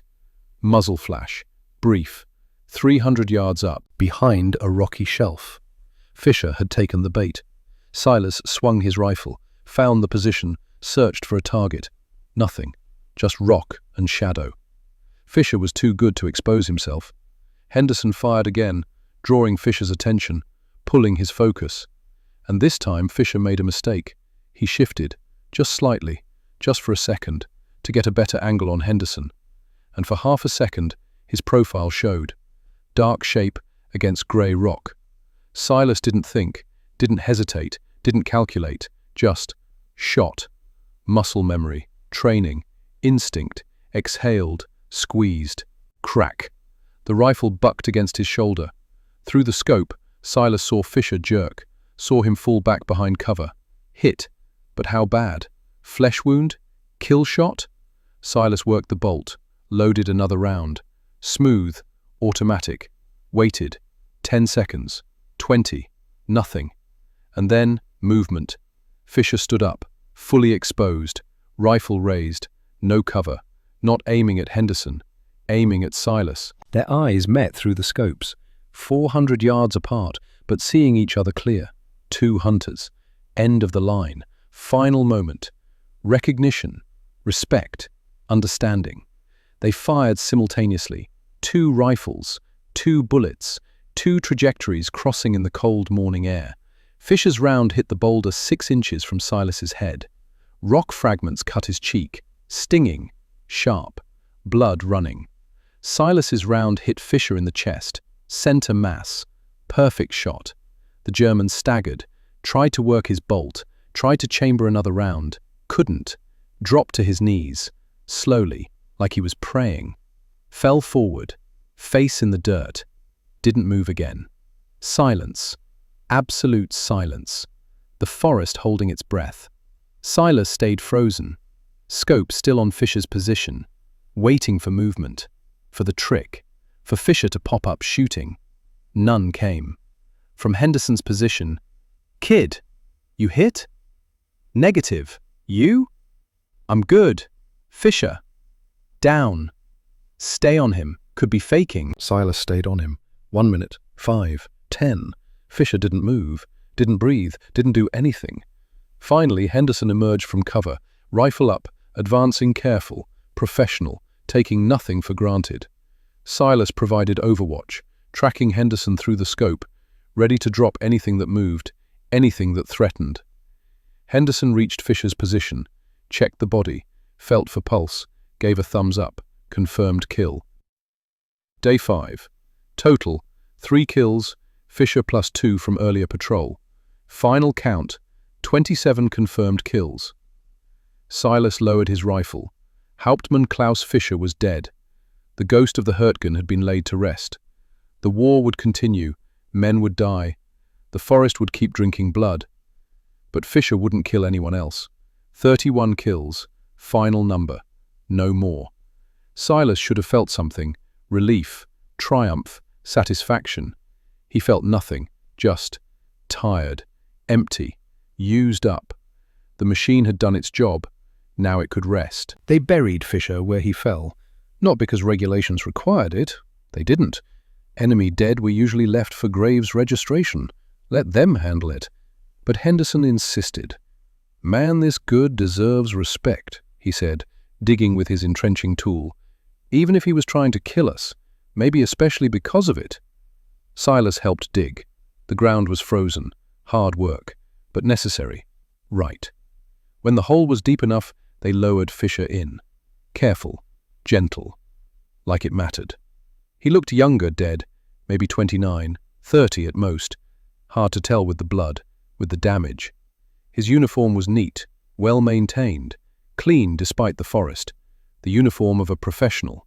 In his pockets they found a wallet with German marks, 83 marks. Not much. Enough. A photograph of a woman, pretty, dark hair, sad eyes, writing on the back in German script, Mein Liebling, Klaus, bis wir uns wiedersehen, my darling, Klaus, until we meet again. A small leather journal, worn, well used, filled with notes, and tucked in his coat 3 compact mirrors. Henderson held them up. Son of a bitch! He really was using the same trick. Silas took the journal, flipped through it slowly, carefully, written in German mostly, but some phrases in English, annotations, notes about wind, distance, elevation, specific kills, the working notebook of a master craftsman, of an artist, of a professional, and on the last page, dated November 20th, a sentence in clear English, written carefully, deliberately, like he knew someone might read it someday. The American with the mirrors is exceptional. If I fall, it will be to a worthy opponent. Silas read it twice, 3 times, felt something shift in his chest, something crack, something break. Fisher had known, had seen what Silas was doing, had recognized the innovation, the skill, and had respected it. 2 men, different uniforms, same war, same tricks, same deadly purpose, understanding each other across the scope. He knew, Silas said quietly. He knew about the mirrors. Henderson looked at the journal, read the passage, nodded slowly. Looks like. Guess that makes you 2 the only mirror snipers in the whole damn war. Guess so. They finished burying Fisher, covered him with rocks to keep animals away, to mark the spot. Henderson said a few words, not a prayer exactly, just acknowledgement, respect. Klaus Fischer, German soldier, Hauptmann, damn good shot, worthy opponent, may he rest. It was enough. They headed back to American lines as the sun finally broke through the clouds. First real sunlight in days. Warm, bright. The forest looked different in the light, less ominous, more like just trees, just ground, just a place. But Silas knew better. The Hurtgen would always be dark. No amount of sun could change that. Too much blood. Too many ghosts. November 23rd. Captain Morrison greeted them at the company CP. Looked relieved, surprised, like he hadn't expected to see them again. Henderson, Garrett, you're alive. Yes, sir. Fisher? Dead, sir, Henderson reported. Garrett got him yesterday morning. Clean shot, 400 yards, center mass. Morrison studied Silas, really looked at him, seeing something different than 5 days ago. That true, Private? Yes, sir, but Sergeant Henderson drew his fire. Wouldn't have gotten the shot without him, without the setup. Teamwork, I like it. Morrison made a note in his log. Final count? Henderson consulted his tally book, flipped through pages, tallied numbers. Garrett, 27 confirmed kills over 5 days, including Fisher, his spotter, and 25 others, all verified. Morrison whistled low, long. 27 in 5 days. That's exceptional. That's record-setting. Kid's something special, sir. I can see that. Morrison looked at Silas. How'd you do it? We've been trying to get Fisher for 2 weeks. Lost 8 men. You did it in 5 days. Silas hesitated. The mirror trick was effective. Too effective. If he explained it, other men would try it. And some of them would die. Murphy's face flashed in his mind, dead because he'd tried something he didn't understand. something he wasn't ready for. "Just got lucky, sir. Right place, right time." Morrison didn't buy it. Too smart, too experienced. Bullshit. Henderson? "Sir, Garrett used a technique he developed, based on his background, mining. It's effective, proved that, but also dangerous if not done right. Murphy already found that out." "I heard about Murphy." Morrison's face darkened, genuine grief. He'd sent Murphy out there, had approved the patrol. "You think more men will try it? Copy Garrett?" "Word's already spreading, sir. Can't stop it. Men talk. Men see results." Morrison thought for a moment, making decisions, calculating odds. "All right, here's what we do. Garrett, you'll train anyone who wants to learn, but only the ones with patience, the ones who got the temperament for it, the ones who can do it right. Clear?" "Yes, sir. And I'm recommending you for the Bronze Star with valor. What you did here saved lives. A lot of them. Fisher would have kept killing. You stopped him." "Sir, I'd rather you didn't make a big deal out of this. The technique works, but it's not for everyone. Don't want more Murphys." "Noted, but the medal stands. You earned it. You both did." Morrison looked at Henderson. "I'm putting you in for a commendation too, Sergeant. You've been doing this since the First War. Time someone recognized it." "Not necessary, sir." "It is. You trained this kid, made him what he is. That's worth something." "Thank you, sir. Now get some rest. Both of you. You look like death. Sleep. Eat. Clean up.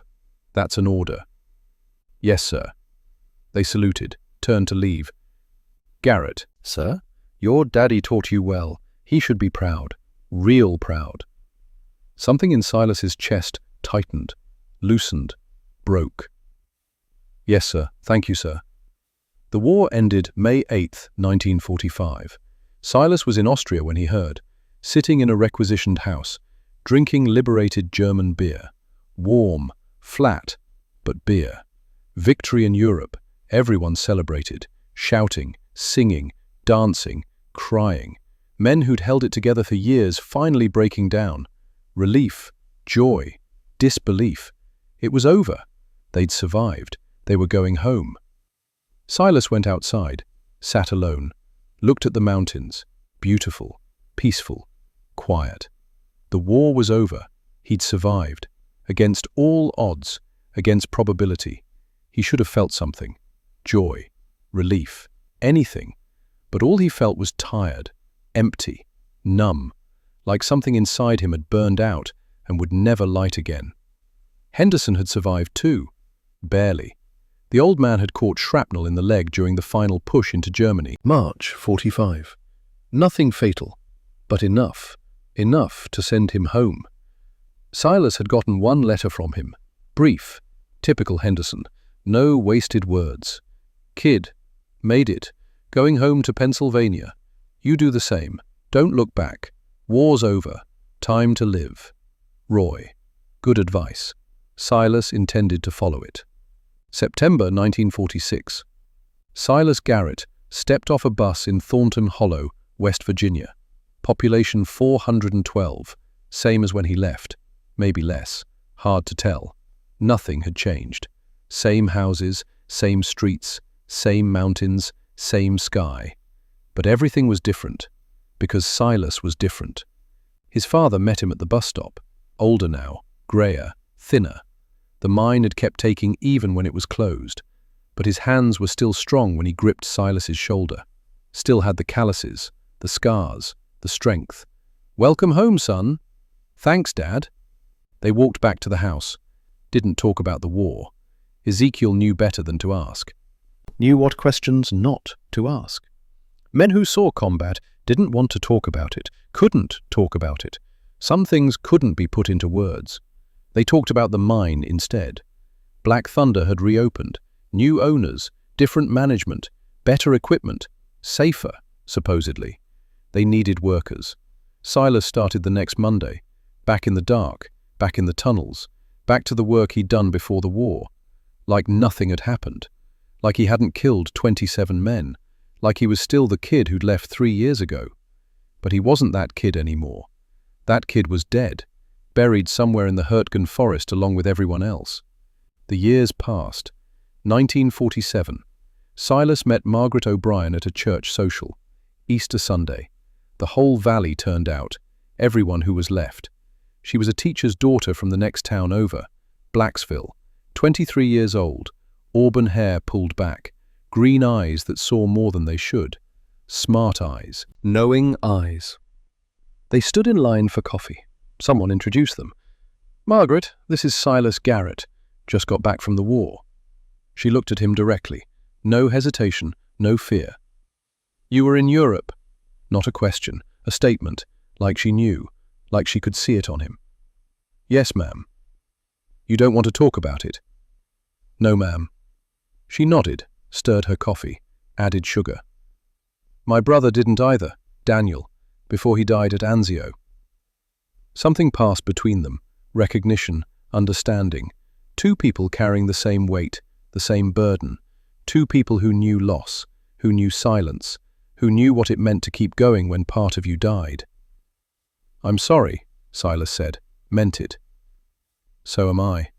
She looked at him again, studied him. "But we keep living anyway, don't we?" "Yes, ma'am." "Margaret," not ma'am, makes me sound old. "Margaret." They talked for an hour, about nothing important, about everything important, the weather, the church, the mine reopening, the new teacher at the school. Not about the war, not about Daniel, not about the things that haunted them, not about the nightmares, the guilt, the survivor's weight.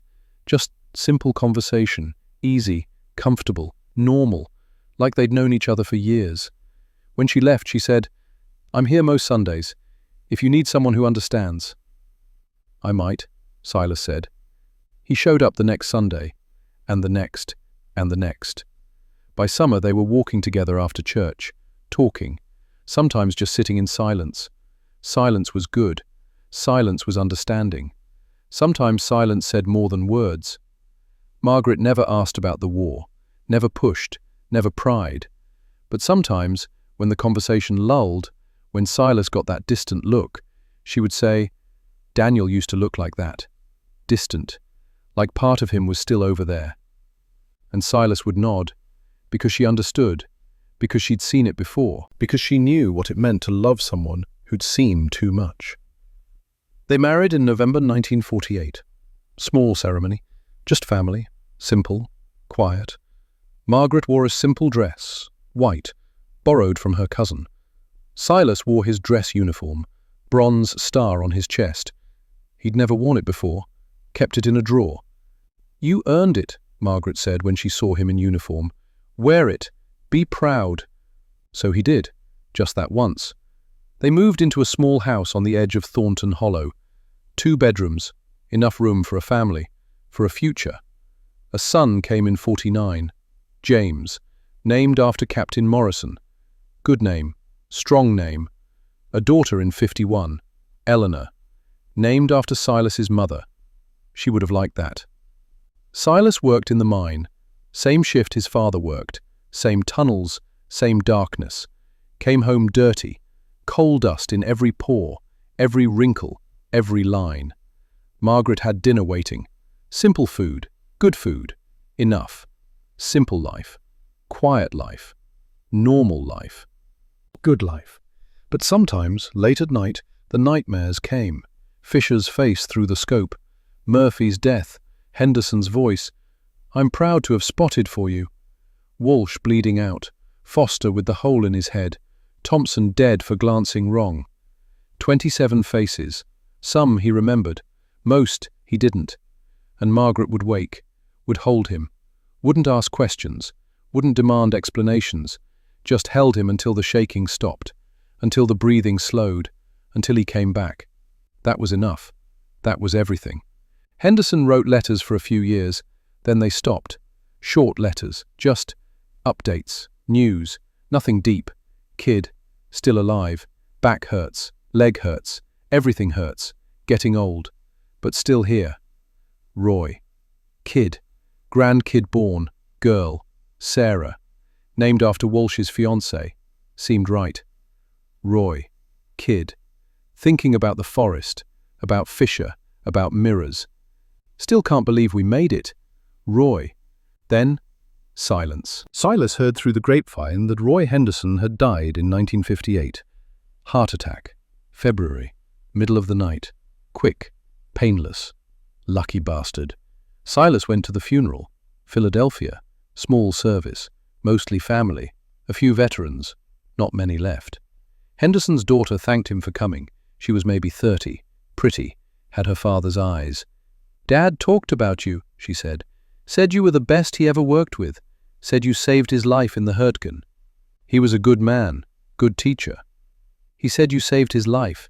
More than once. We saved each other. That's how it works. That's how you survive." She handed him something. A small box. Wrapped in brown paper. "He wanted you to have this." Inside was Henderson's spotoscope, the one he'd used in the Hurtgen. Scratched, dented, but functional. And a note, written in Henderson's cramped handwriting. "Kid, if you're reading this, I'm gone. Don't mourn. I lived longer than I deserved. The scope's yours. Remember, wise men use light to survive. You're the wisest I ever met. Live well. Tell our story. Make it matter. Roy." Silas drove home with the scope on the seat beside him. Didn't open the box again for 15 years. October 1973. Silas was 48 years old. Still working in the mine. Grayer now, slower, lines deeper, but still strong. A letter came to the house. Postmarked Germany, Munich. Margaret brought it to him. Looked at it curious. "You expecting something from overseas?" No. He opened it. Careful, slow. Inside was a letter. Typed. Official-looking. University letterhead. "Dear Mr. Garrett, my name is Dr. Friedrich Weber. I am a historian at the University of Munich, specializing in World War II, military tactics, and innovations. I'm writing because I recently discovered the personal journal of my uncle, Hauptmann Klaus Fischer, who served in the Wehrmacht during the war. In his journal, dated November 1944, he makes reference to an American sniper who employed mirrors as a tactical innovation.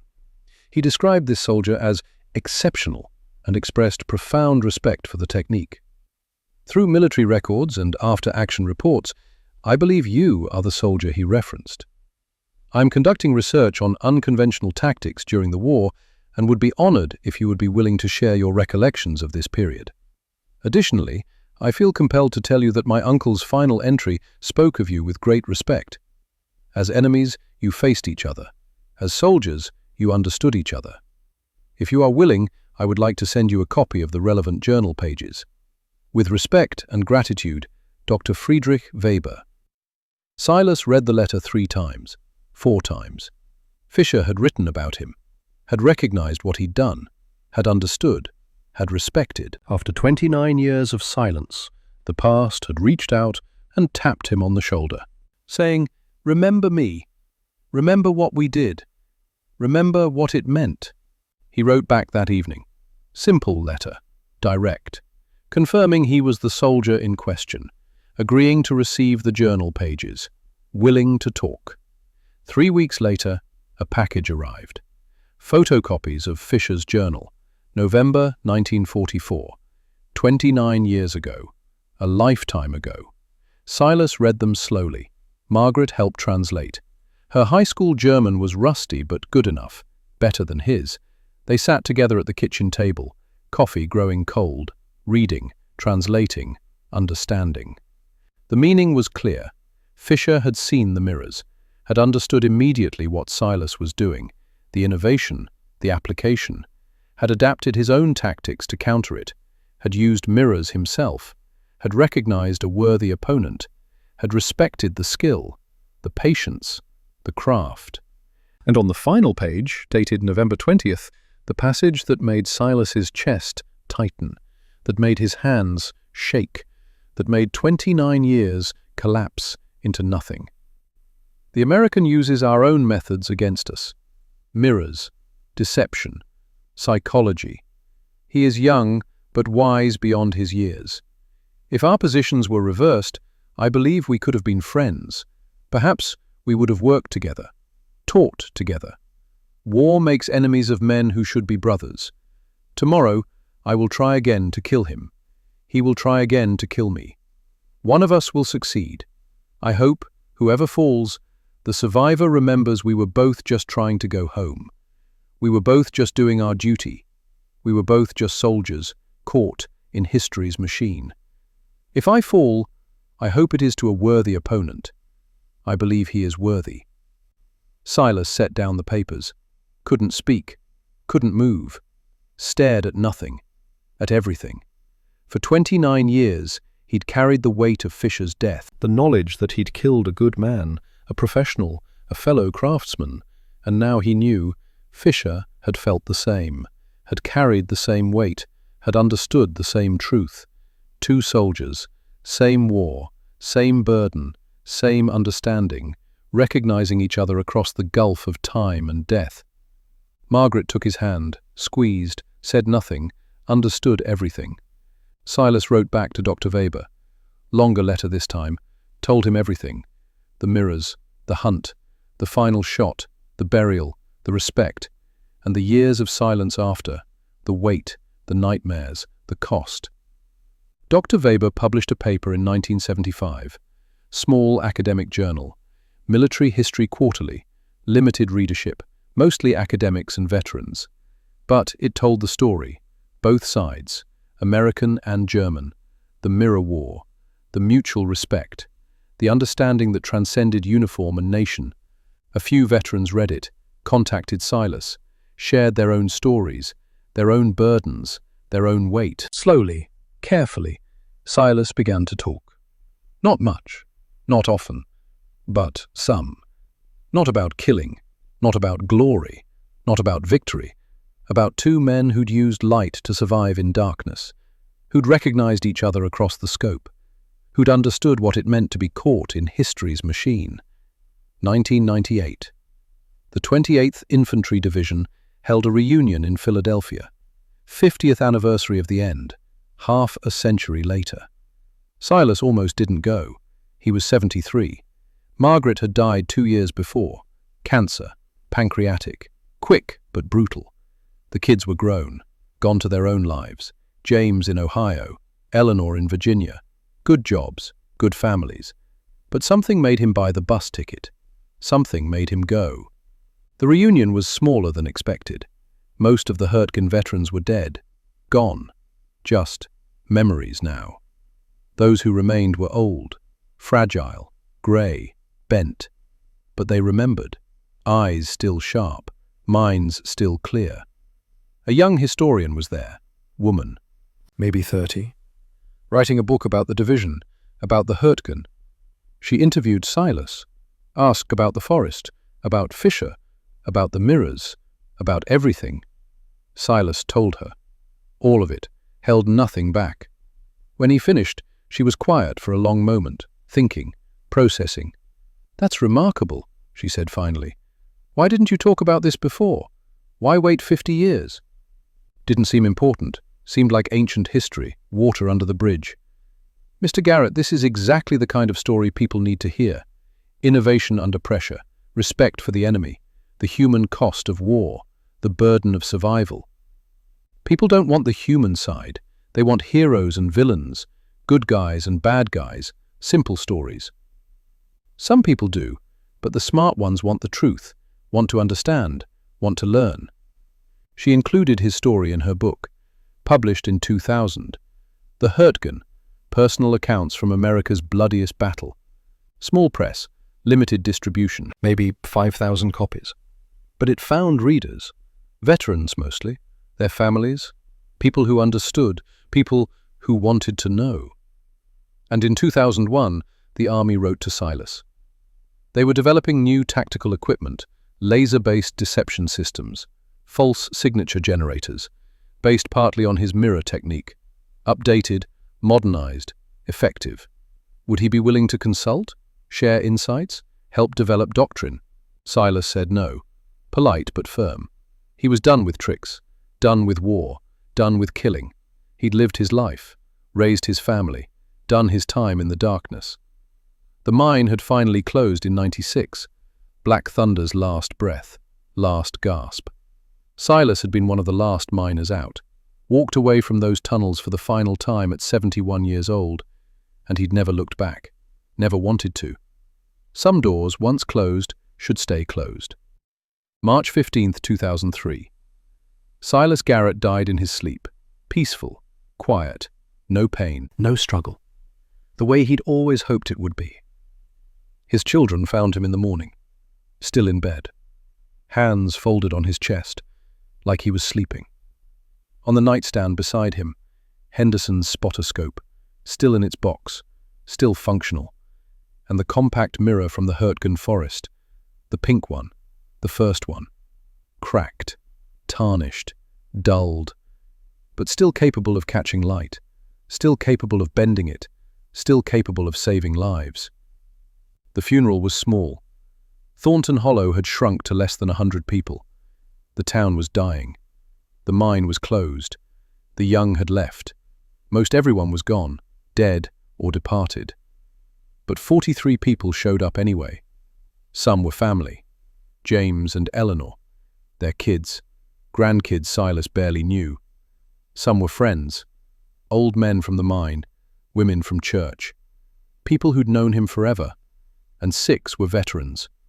Men Silas had served with. Men who remembered. Men who understood. They told stories. Not about killing. Not about fishing. Not about the war. About the man. Quiet. Humble. Good with his hands. Patient teacher. Kind neighbor.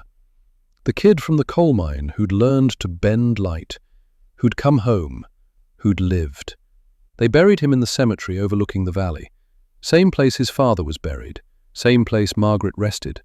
Simple headstone. Plain granite. No flourishes. Silas Garrett, 1925 to 2003.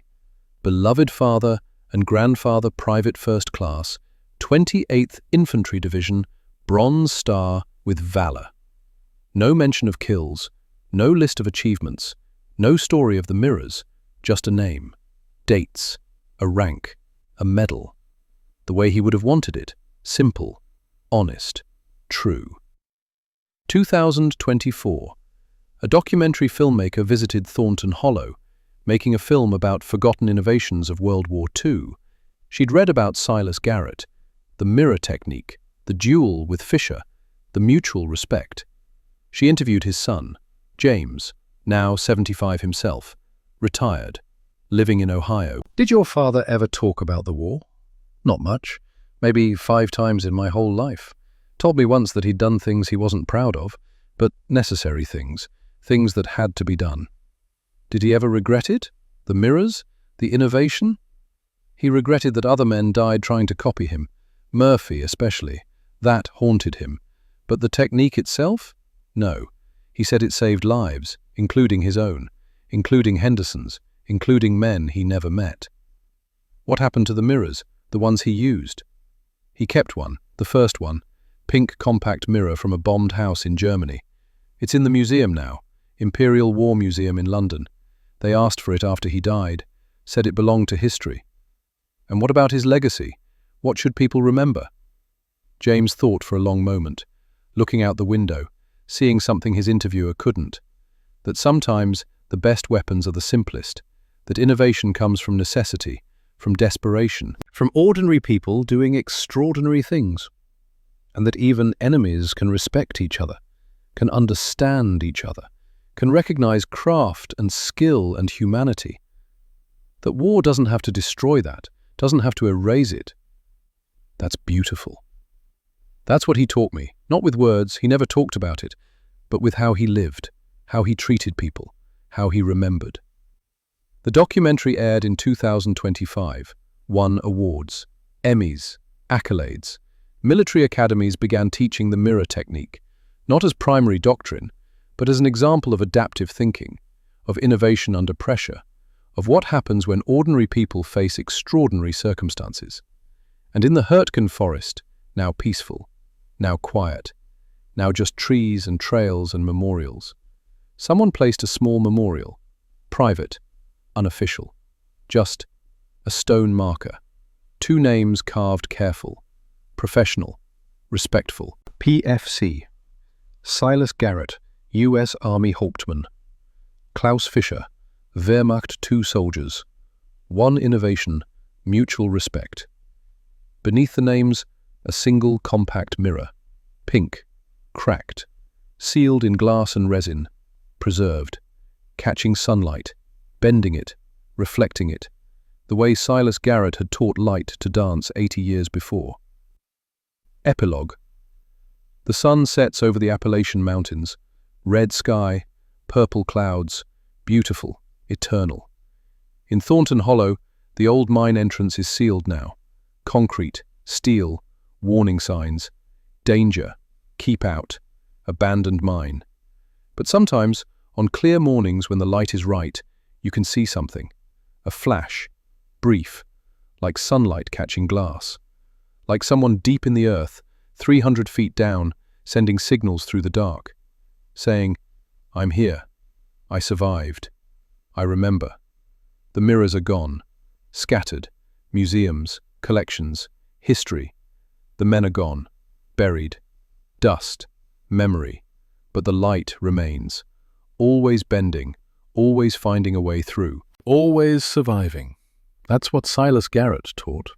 That's what his father taught before him. Wise men use light to survive, and the wisest remember, we were all just trying to go home. We were all just doing our duty. We were all just caught in history's machine. And sometimes, if we're lucky, if we're patient, if we're wise, we find our way back. We bend the light. We survive the dark. We go home. And we remember. We remember what it cost, who we lost, who we were. We remember that even in war, even in darkness, even in the forest that drinks blood, there can be respect, understanding, humanity. We remember that the enemy across the scope might be a mirror of ourselves, might be doing the same thing, might be just as scared, just as desperate, just as human. We remember Silas and Fisher, Henderson and Murphy, Walsh and Foster, all of them. We remember the light they used to survive, the mirrors they placed in darkness, and we carry their stories forward into the future, into the light, because that's what survivors do. They remember, they honor, they live. And sometimes, when the light is right, when the angle is perfect, we can still see them. Flashing signals through the dark, bending light around corners, finding ways to survive, saying, we were here, we mattered, we endured, remember us, and we do.